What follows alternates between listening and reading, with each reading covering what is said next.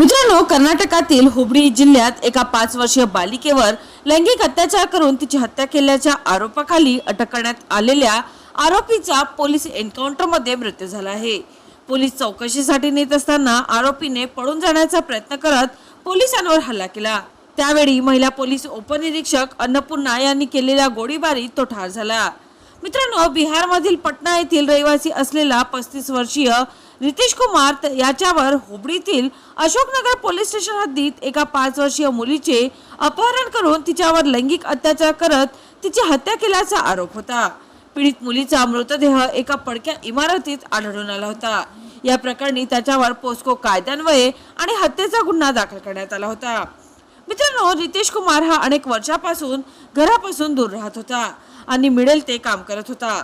तो सुमारे 2 ते 3 महिन्यापूर्वीच हुबळी येथे आला होता आणि तारिहाडा अंडरपास जवळ एका रिकाम्या इमारतीत तो राहत होता। पोलिसांनी सीसीटीव्ही फुटेज आणि स्थानिक माहितीच्या आधारे त्याला ताब्यात घेऊन 3 ते 4 तास चौकशी केली, परंतु त्याने गुन्ह्याची कबुली दिली नाही।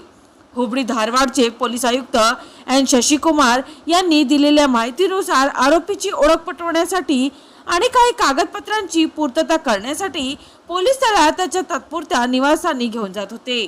त्यावेळी आरोपी रितेश कुमार याने अचानक पोलिसांच्या गाडीवर दगडफेक सुरू केली आणि अधिकाऱ्यांवर हल्ला करून पळून जाण्याचा प्रयत्न केला। मित्रांनो, परिस्थितीचे गांभीर्य ओळखून पोलीस उपनिरीक्षक अन्नपूर्णा यांनी प्रथम आरोपीला थांबवण्यासाठी हवेत गोळीबार केला, मात्र आरोपीने पळून जाण्याचा प्रयत्न सुरूच ठेवल्याने पीएसआय अन्नपूर्णा यांनी त्यांच्या दिशेने 3 गोळ्या झाडल्या। यातील एक गोळी त्याच्या पायाला लागली तर दुसरी पाठीला लागल्याने त्याचा जागीच मृत्यू झाला। आता त्याच्यावर पोलिसांवर हल्ला आणि खुनाचा प्रयत्न केल्याचा गुन्हाही दाखल करण्यात आला आहे। चला तर मित्रांनो, पुन्हा भेटूया नवीन बातमीसह। तोपर्यंत पाहत रहा अमरावती सिटी न्यूज।